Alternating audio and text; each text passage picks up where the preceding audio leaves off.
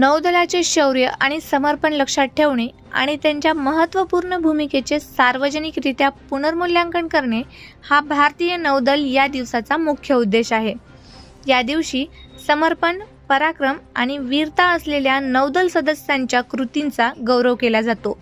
भारतीय नौदल दिन 4 डिसेंबर रोजी साजरा केला जातो आणि त्याचा इतिहास 1971च्या भारत-पाकिस्तान युद्धाचा आहे. या युद्धात भारतीय नौदलाने महत्त्वाची भूमिका बजावली होती, ज्यामुळे भारताचा विजय झाला आणि बांगलादेशच्या स्वातंत्र्यासाठी महत्त्वपूर्ण योगदान दिले. या संघर्षादरम्यान नौदलाने अनेक धाडसी कारवायांचा सामना केला आणि युद्ध लढ्यात चमकदार योगदान दिले. त्यामुळे नौदलाने आपल्या सैनिकांच्या शौर्य आणि निवृत्तीला समर्पित करण्यासाठी हा दिवस निवडला. दरवर्षी भारतीय नौदल दिन एका विहित थीम अंतर्गत साजरा केला जातो. यावर्षी 2023ची थीम भारतीय नौदल लढण्यास सज्ज, विश्वासार्ह, एकसंघ आणि भविष्यातील पुरावा अशी आहे. नौदलाच्या वेगवान आणि निडर कार्याची लोकांना माहिती व्हावी आणि त्यांच्या कार्याचे कौतुक व्हावे यासाठी या दिवसाच्या माध्यमातून सामाजिक जागृती आणि अभिमानपर संदेशही दिला जातो. या दिवसाद्वारे लोकांना नौदलात सेवा देणाऱ्या व्यक्तींप्रती कृतज्ञता आणि समर्पणाची भावना कायम ठेवण्यासाठी प्रेरणा मिळते. जंग ए आझादी मुंबईतील ऑपरेशन ताजपासून ते इतर अनेक बाबींपर्यंत भारतीय नौदलाचा इतिहास शौर्याने भरलेला आहे. नौदल ही भारतीय लष्कराची सागरी शाखा आहे, जी 1612 मध्ये स्थापन झाली. ईस्ट इंडिया कंपनीने आपल्या जहाजांचे संरक्षण करण्यासाठी ईस्ट इंडिया कंपनी मरीन म्हणून एक दल तयार केले, ज्याला नंतर रॉयल इंडियन नेव्ही असे नाव देण्यात आले. भारताच्या स्वातंत्र्यानंतर 1950 मध्ये नौदलाची पुनर्रचना करण्यात आली आणि तिला भारतीय नौदल असे नाव देण्यात आले. जगातील 5व्या क्रमांकाच्या या नौदलाने 1971च्या बांगलादेश मुक्तीयुद्धादरम्यान पाकिस्तानच्या कराची बंदरावर जोरदार बॉम्बफेक करून ते नष्ट केले होते. 4 डिसेंबर 1971 रोजी ऑपरेशन ट्रायडंट या नावाने सुरू झालेल्या ऑपरेशनमध्ये यश मिळाले. बांगलादेशच्या स्वातंत्र्यादरम्यान भारताच्या तिन्ही सैन्याने 1971च्या युद्धात अप्रतिम शौर्य दाखवले. नौदलाने सागरी क्षेत्रात प्रगती करताना पाकिस्तानचे कराची बंदर बॉम्बफेक करून उद्ध्वस्त केले आणि या दरम्यान पाकिस्तानची PNS गाझी पाणबुडी पाण्यात गाडली गेली. INS विक्रांतने मोहिमेत भरपूर टाळ्या मिळवल्या. नौदलाच्या या यशाने भारताच्या मुक्तीसंग्रामातील विजयात महत्त्वाची भूमिका बजावली. नौदलाने केवळ 1971 मध्येच नव्हे तर 1965च्या युद्धातही शौर्य दाखवले होते. नौदलाचा इतिहास हा पौराणिक काळापासूनचा मानला जात असला तरी ब्रिटिशांच्या वसाहतीच्या काळात याला रॉयल इंडियन नेव्ही नावाच्या लष्कराच्या रूपाने खरे स्वरूप प्राप्त झाले. 26 जानेवारी 1950 रोजी रॉयल इंडियन नेव्हीचे नाव बदलून इंडियन नेव्ही असे करण्यात आले. भारतीय नौदलाने केवळ स्वातंत्र्याचे रक्षण केले असे नाही, तर स्वातंत्र्य मिळवण्यातही महत्त्वाची भूमिका बजावली आहे. एवढेच नव्हे तर जंग ए आझादीमध्ये त्यांनी महत्त्वाची भूमिका बजावली. नेताजी सुभाषचंद्र बोस यांच्या आझाद हिंद फौजेने केलेल्या सशस्त्र लढ्यापासून प्रेरित होऊन रॉयल इंडियन नेव्हीच्या भारतीय सदस्यांनी 18 फेब्रुवारी 1946 रोजी HIMS तलवार नावाच्या जहाजातून जंग ए आझादीची घोषणा केली. हे नौदल बंड इतके तीव्र होते की ते लवकरच 78 जहाजे आणि 20 समुद्र किनाऱ्यांवर पसरले आणि 20,000 खलासी त्यात सामील झाले. भारतीय नौदलाचे मार्कोस कमांडो हे जगातील सर्वोत्तम कमांडोज पैकी आहेत, ज्यांनी NSG कमांडो सोबत मुंबईतील हॉटेल ताजमध्ये घुसलेल्या दहशतवाद्यांना ठार मारण्यात महत्त्वाची भूमिका बजावली होती. 1988 मध्ये मार्कोस कमांडोने भारतीय पाण्यात अपहरण केलेल्या जहाजातून मालदीवच्या तत्कालीन शिक्षण मंत्र्यांसह अनेक पोलिसांचे प्राण वाचवून ऑपरेशन कॅक्टस यशस्वीरित्या पूर्ण केले. मार्कोस जम्मू काश्मीरमधील झेलम नदी आणि वुलरमधील जलमार्गातून दहशतवाद्यांची घुसखोरीही उधळून लावत आहे. नौदलाच्या 3 प्रादेशिक कमांड आहेत, तर त्यामध्ये पूर्व नौदल command Visakhapatnam, western naval command Mumbai, दक्षिणी नौदल कमांड कोची असे आहेत. आरमाराचे महत्त्व अधोरेखित करणारे छत्रपती शिवाजी महाराज यांच्या राज्याभिषेकाची 350 वर्षे यंदा साजरी होत आहेत. हे औचित्य साधून यंदाचा नौदल दिन शिवरायांच्या दृष्टीचे प्रतीक असलेल्या सिंधुदुर्गावर होणार आहे. कोकणातील मालवण तारकर्ली किनारा हा नीरव शांतता लाभलेला समृद्ध परिसर आज प्रत्येकाच्या तोंडी या परिसराचे नाव आहे, ते इथे होत असलेल्या नौदलाच्या सोहळ्यामुळे.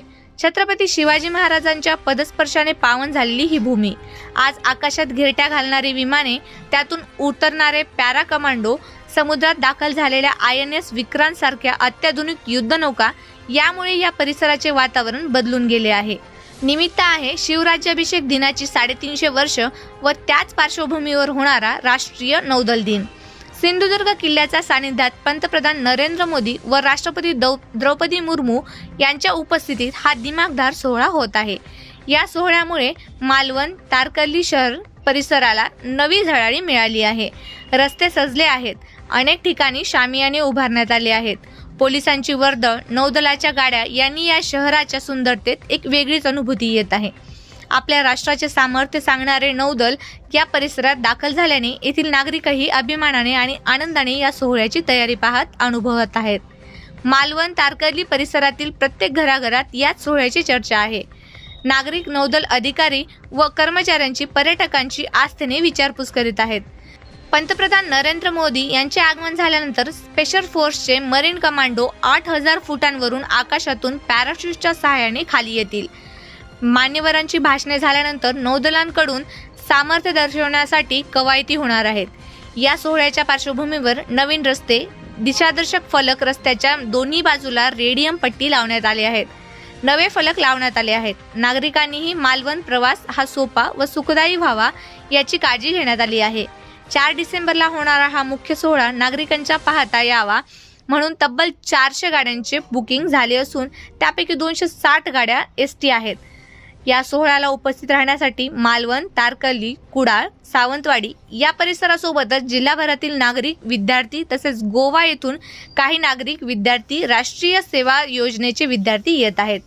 सिंधुदुर्ग जिल्हा प्रशासनाने एकंदर 31 विषयांवर जबाबदारी निश्चित करून हेलिपॅडने तयारीपासून ते चिपी विमानतळ अशा विविध विषयांचे व्यवस्थापन करून संबंधित अधिकाऱ्यांच्या नियुक्त्या केल्या आहेत. छत्रपती शिवाजी महाराजांचा पुतळा अनावरण, तारकर्ली येथील भारतीय नौदल दिन समारंभ या सोहळ्यासाठी जय्यत तयारी प्रशासनाकडून पूर्ण झाली आहे. 4 डिसेंबर रोजी मुख्य सोहळ्याच्या दिवशी नौदल दिन वाहन पार्किंग व्यवस्था सोहळा ठिकाणी करण्यात आली आहे. या सगळ्या सोहळ्याच्या तयारीसाठी जिल्हा नियंत्रण कक्षातून संनियंत्रण अधिकारी म्हणून एकंदर 5 अधिकाऱ्यांची नियुक्ती करण्यात आली आहे. सगळ्या संपर्क सक्षम करण्यात आल्या असून मोबाईल टॉवरची कॅपॅसिटीही वाढवण्यात आली आहे. देशाचे पंतप्रधान नरेंद्र मोदी यांच्या उपस्थितीत होणाऱ्या मुख्य सोहळ्याची उत्सुकता अनेकांना लागून राहिली आहे. एकंदरीतच या परिसरात आनंदाचं वातावरण आहे.